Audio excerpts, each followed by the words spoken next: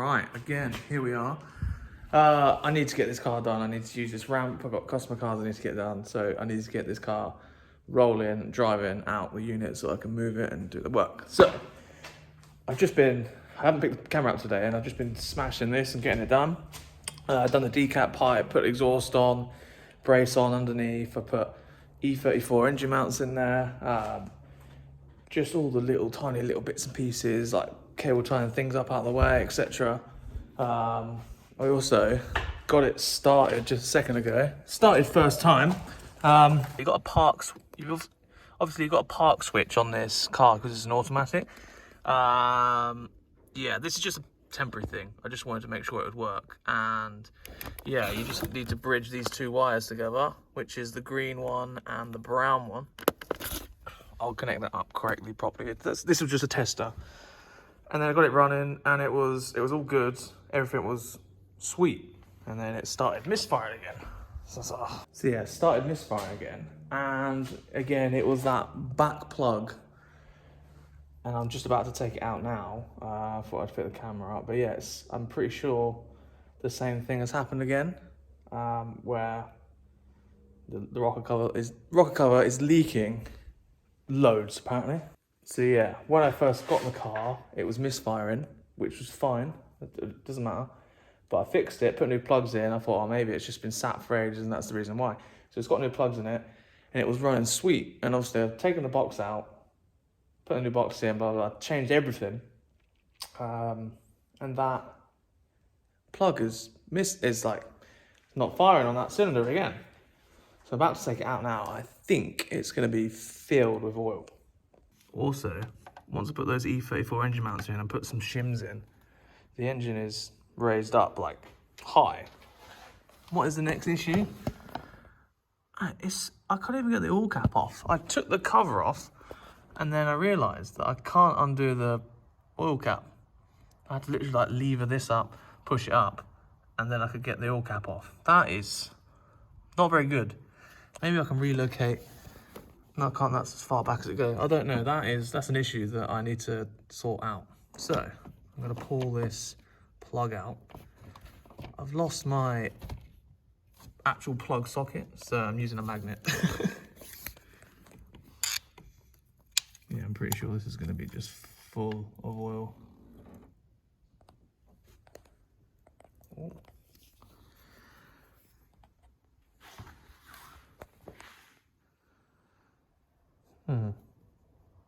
Yeah, it's let some water in there, but the car's only outside for a couple of days. Obviously, that's new, so that's confusing.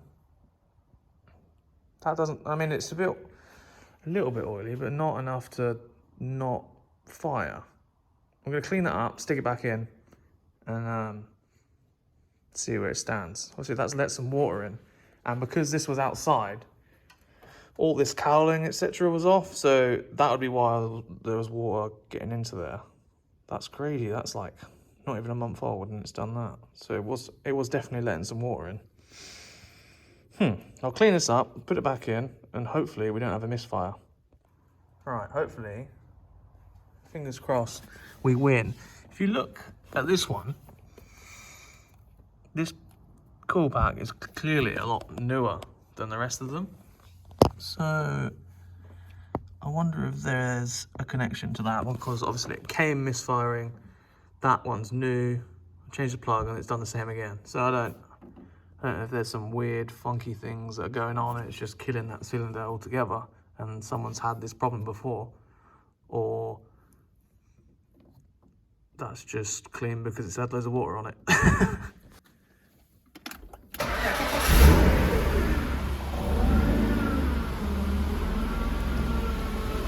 Sounds like it's firing on all 6.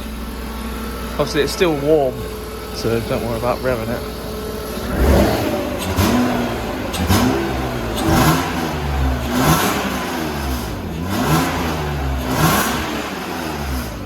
When I first started this and it was misfiring, it all smelled like really dead old fuel, which a lot of it is, but I did put a jerry can of fuel in here, so it should be alright.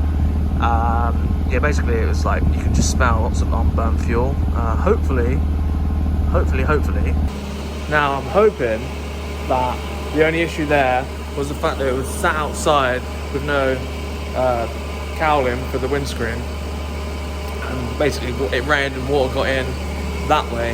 Now hopefully that is the main issue of the car misfiring, because before it would start, it would be fine, and it would stop misfiring, whereas today, first start, it was misfiring instantly. So that would make sense to me that way. But if not, it will be the rocker cover needs doing, and yeah, just need a new rocker cover, and hopefully that will, fingers crossed, fix it. It should be the issue, but I'm praying that I don't have to change the rocker cover, because I will have to take all of the windscreen cowling off again if that is the case. So yeah, but right now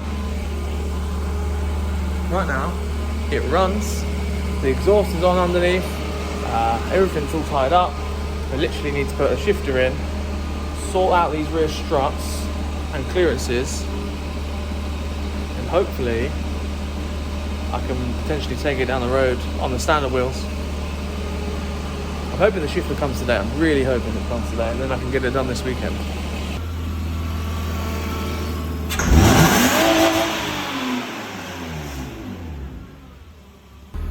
Let's test the old light and flywheel, shall we? Ready? I think the clocks are a bit slow.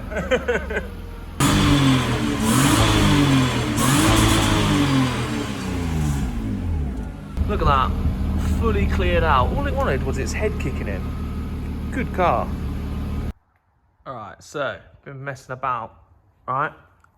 If you look at this shock over here, there's a little bit of rubber and the sleeve for the shock. Now, if you go over to here, I've lobbed that flush, and that's straight up against the hub, which pulls the whole strut this way. And see right here, I've hit this with a hammer quite a bit, and now the spring is free. It's all bolted up at the top. That's good. Next issue, it doesn't really go that low. I'll be honest, I'm using like most of the shock there, and that's at ride height, so that is a little bit annoying. I can win some height with the top mount up there, but yeah, less than ideal. Now, it's good and bad. Number one, it's not going to be too soft, so it will bottom out. I don't know, it's actually not very good. I need some shorter rear coilovers.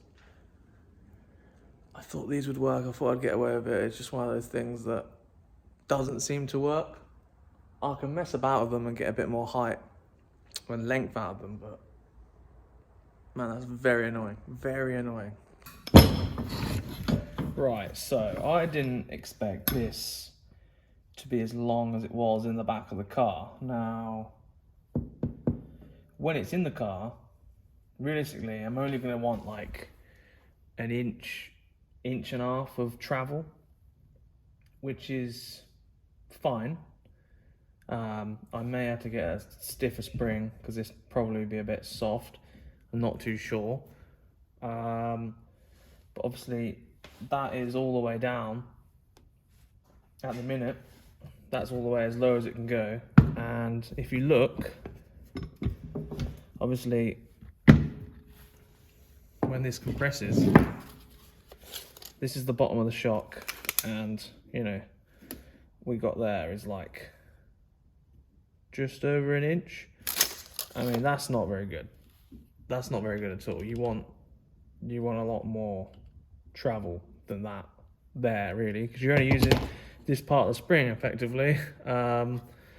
So obviously I can't shorten the strut or anything like that. So my next like usual rule of thumb is to try and take it out of the mounts. So on this side, obviously we can't take anything off. If I was able to mount this like up here and then the shock would sort of come down, then that would work, but obviously that isn't an option for us. So you go over to this end. Now, that being said, I don't like this slack spring selection, but in future I will be buying BCs. But for now, this is what we got and this is what we're working with, and this is what a lot of people will find themselves doing. So obviously, I should have taken this out before, I don't know why I didn't. This bump stop, that is just over 2 inches. So right there, there's 2 inches of travel that we've won. There you go, there's 2 inches. Now, we've also got this top cap, which ideally you need to keep. So if we've got here like the facing edge of the top mount and the bottom of the top mount, that is 25 mil. So with all of this together, that is 90 mil. 90 mil travel. So, you know, what you want to do in this situation is you want to try and minimize all of those points. Obviously, taking the bump stop out, that's easy. We can do that. That's fine. We need to keep this ideally, and this can be modified, potentially flipped upside down, so it fits inside of here. Now, I'm going to take that off there.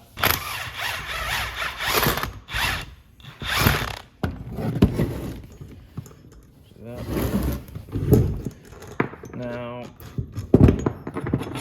you can't just get rid of this, like, not at all. You can't just get rid of this, because this is what stops the strut going through the boot. So you need this here, because that stops everything coming through into the boot of the car and effectively going through the back window. Take that off, take this, don't throw it away. What we want to try and do is cut like a little tiny sliver on here. This is obviously tapered this way, and I had it like this, because that's how the E36 top mounts are. So if I flip this upside down, you think, sweet, that's good.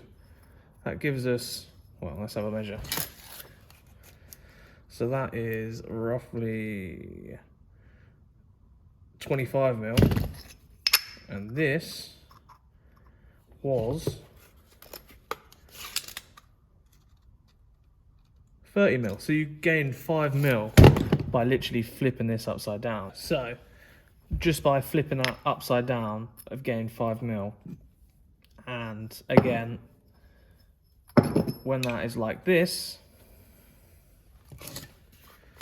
which is how it was, this is how it was in the back of the car, like so. So if you then measure to this edge, to the mating area on the top mount, that is 25 mil. Flip that upside down,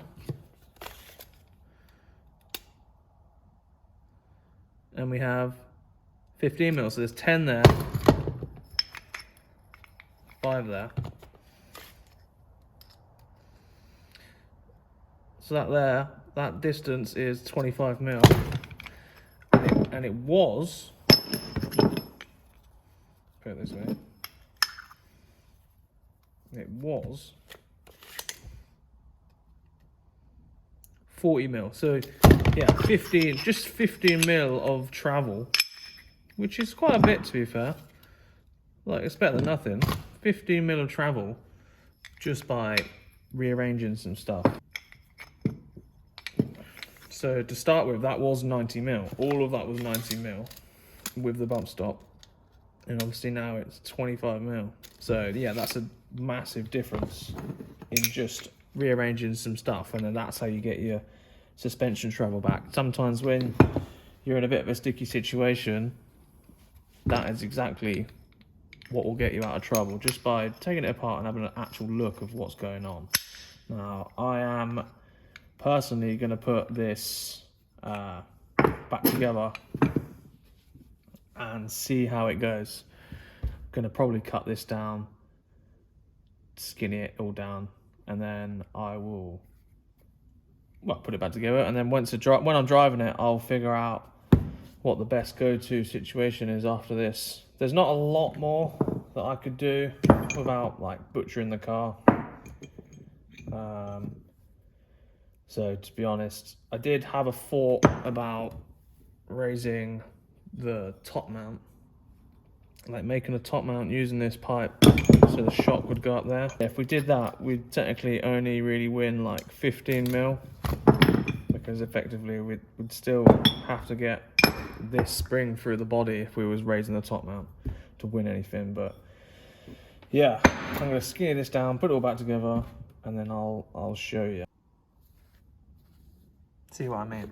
I've literally just run it along that edge, straight line, put that in there, get rid of that plastic thing, put this in there.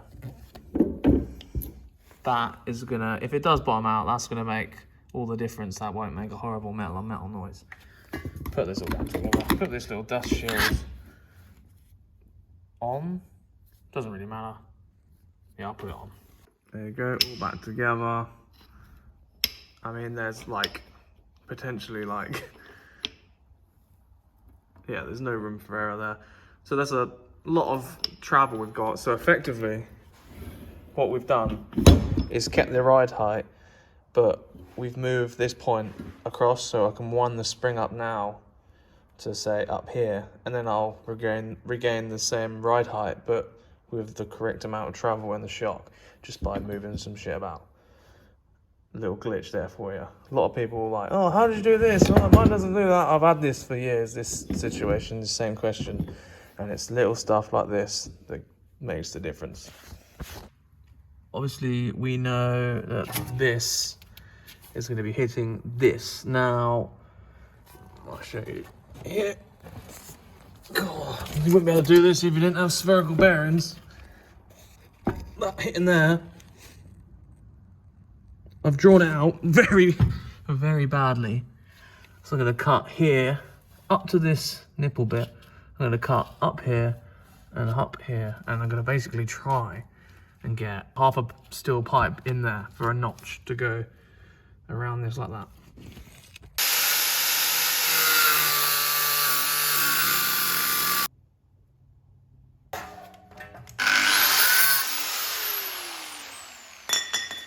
It's all accurate around here, all accurate.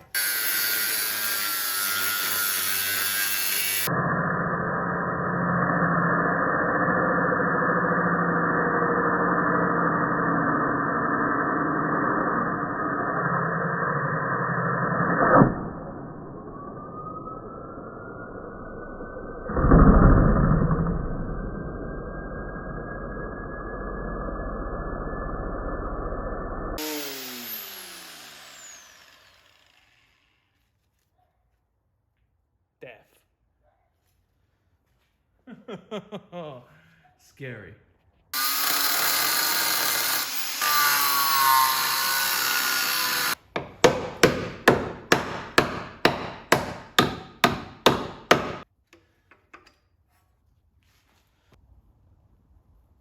Solid bit of metal there. Go in there like that. Cut it in half. I'm just going to see if it's got the correct clearance that we need.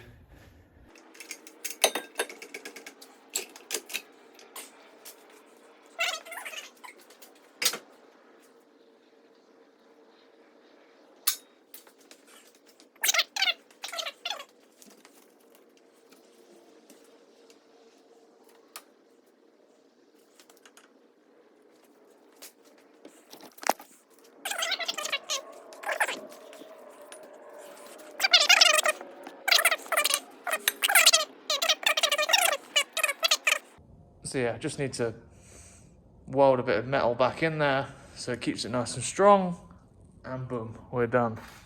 My camera died, but there you go. That was, yeah, basically just cut that shape into it, and then, yeah, just welded it in there. The camera's dark, but you get the gist. Gained about an inch or so clearance now, top notch.